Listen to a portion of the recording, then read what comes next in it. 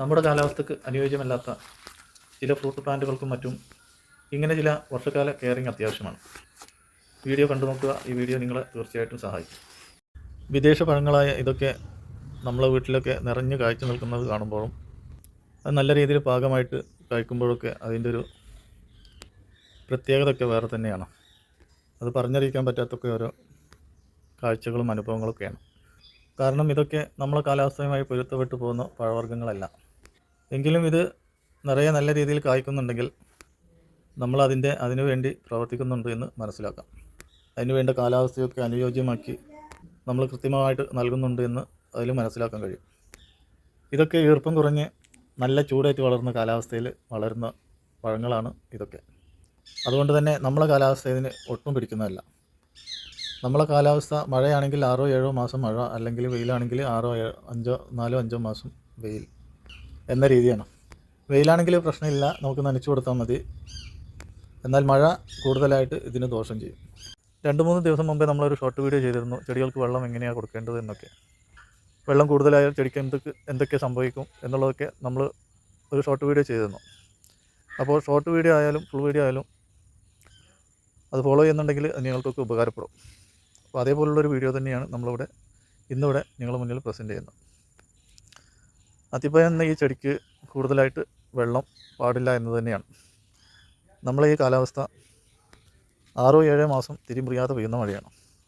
6-7 മാസം അല്ലെങ്കിൽ ഒരു 4 ദിവസം 5 ദിവസം തിരിമുറിയാതെ പെയ്തു കഴിഞ്ഞാൽ ഇതിൻ്റെ വേരൊക്കെ ചീഞ്ഞ് അടിയോടെ മരം തന്നെ ഇല്ലാതാവും. അതാണ് പറയുന്നത്, നമ്മളെ കാലാവസ്ഥയ്ക്ക് യോജിച്ച പഴവർഗ്ഗങ്ങളല്ല ഇതും. അപ്പോൾ അതിനുവേണ്ടി കൂടുതൽ മഴയൊക്കെ പെയ്യുമ്പോൾ നമ്മളതിലേക്ക് വെള്ളം വരാത്ത രീതിയിലൊക്കെ നമ്മൾ ചെയ്തു കൊടുത്താൽ അതിന് വേണ്ട കാലാവസ്ഥ അനുയോജ്യമാക്കുക എന്നുള്ളതാണ്. ഒന്നുകിൽ ചെടി മഴക്കാലത്ത് സൈഡിലേക്ക് മാറ്റുക, അല്ലെങ്കിൽ ഇതുപോലെ വല്ല പോളിത്തീൻ കവറോ മറ്റോ എടുത്ത് ചെടീൻ്റെ അടിഭാഗം നമ്മളീ കാണിക്കുന്ന പോലെ മൂടിക്കെട്ടുക. ഈ പോളിത്തീൻ കവറിനേക്കാൾ സൗകര്യം നമ്മൾ ഗ്ലാസ് പേപ്പറായിരിക്കും. 60-70 രൂപ കൊടുത്താൽ ഓരോ മീറ്റർ ഗ്ലാസ് പേപ്പറൊക്കെ കിട്ടും.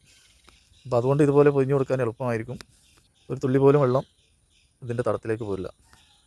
അപ്പോൾ അങ്ങനെയാണെങ്കിൽ നമ്മൾ അത്തിപ്പഴത്തിനൊന്നും അതിൻ്റെ ചെടികൾക്കൊന്നും ഒരു കേടുപാടും കൂടാതെ നമുക്ക് അതിനെ സംരക്ഷിക്കാം. അല്ലാത്ത പക്ഷം നമ്മുടെ വർഷം തുടങ്ങി 4 ദിവസം കഴിയുമ്പോഴേക്കും നമ്മൾ ചെടി വാടിക്കഴിഞ്ഞിട്ടുണ്ടാവും. വേര് ചീയൽ വന്നു കഴിഞ്ഞാൽ പിന്നെ രക്ഷയില്ല, പിന്നെ ആ ചെടി പോയി എന്നുള്ളതാണ് അതിൻ്റെ അർത്ഥം. അപ്പോൾ അത് വരാതെ സൂക്ഷിക്കുക. അപ്പോൾ ആരെങ്കിലും അത്തിപ്പഴത്തിൻ്റെ തൈകളൊക്കെ ഇങ്ങനെ വളർത്തുന്നുണ്ടെങ്കിൽ നമ്മളെ കയ്യിൽ നിന്ന് വാങ്ങിയവരൊക്കെ ഉണ്ടെങ്കിൽ അവരൊക്കെ ഈ വീഡിയോ ഫോളോ ചെയ്ത് ഇതുപോലൊക്കെ ചെയ്യുക. അപ്പോൾ ഇങ്ങനെ ചെയ്താൽ വർഷക്കാലമാണ്, നനക്കേണ്ട എന്ന രീതിയിൽ ഒഴിഞ്ഞു മാറി പോവുകയും ചെയ്യരുത്. ഇതൊന്ന് പൊക്കി നോക്കി അതിൽ വെള്ളത്തിൻ്റെ ഈർപ്പമൊന്നുമില്ലെങ്കിൽ നമ്മൾ നനച്ചു കൊടുക്കണം. പിന്നെ 2 ദിവസം മുമ്പേ നമ്മളൊരു വീഡിയോ ചെയ്തിരുന്നു. അപ്പോൾ അതിൽ നമ്മൾ അത്തിപ്പഴം വളരെ ചെറുതായിരുന്നു. അപ്പോൾ അന്ന് ഞാൻ പറഞ്ഞിരുന്നു ഇതിൻ്റെ കായകളൊക്കെ ഉള്ളിൽ മൂത്ത് കഴിഞ്ഞാൽ നല്ല രീതിയിൽ വലുതാവുന്നു. അപ്പോൾ അതാണ് ഇപ്പോൾ നമ്മളിവിടെ കണ്ടു വരുന്നത്. നല്ല മൂത്ത് പാകമായാൽ നല്ല രീതിയിൽ വലുതാവും. ഇനിയിപ്പോൾ 2 ദിവസം കൂടി നിന്നാൽ നമുക്കിതിൻ്റെ യഥാർത്ഥ രൂപം കാണാം. നല്ല ടേസ്റ്റിയാണ്, നല്ല ഹെൽത്തിയാണ്. പഴങ്ങളിൽ ഏറ്റവും നല്ല ആരോഗ്യ ഗുണമുള്ള പഴം തന്നെയാണ് അത്തിപ്പഴം. പിന്നെ അത്തിപ്പഴങ്ങളൊക്കെ നമുക്ക് ടേസ്റ്റുള്ള അതേപോലെ തന്നെയാണ് അണ്ണാരക്കണ്ണന് പക്ഷികൾക്കൊക്കെ നല്ല ടേസ്റ്റാണ്. അപ്പോൾ അതുകൊണ്ട് തന്നെ അവർ ഒരു തരി പോലും ഇല്ലാതെ കഴിച്ചു കളയും. നമ്മളെ അനുഭവം കൊണ്ട് പറയണം. അപ്പോൾ നിങ്ങൾക്ക് പഴങ്ങളൊക്കെ ഒരുവിധം മൂത്ത് പാകമാകുന്നുണ്ടെന്ന് കണ്ടാൽ ഇതുപോലൊക്കെ ഒന്ന് കവറിട്ട് കൊടുത്താൽ മതി. പെട്ടെന്നുള്ള ആക്രമണമൊക്കെ കഴിച്ചിലാവും.